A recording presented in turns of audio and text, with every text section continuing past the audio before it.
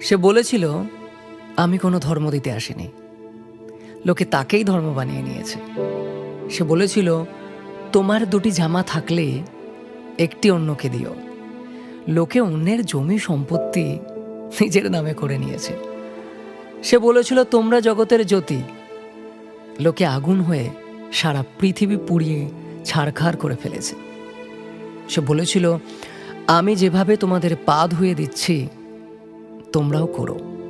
লোকে সম্মান দেওয়ার বদলে অন্যকে ছোট করে নিচে নামাচ্ছে।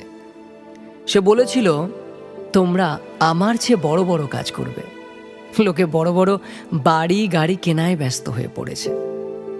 সরল পথে ঈশ্বরকে পাওয়ার যে রাস্তা দেখিয়েছিল, সবাই মিলে তাকেই জটিল করে দিয়েছে।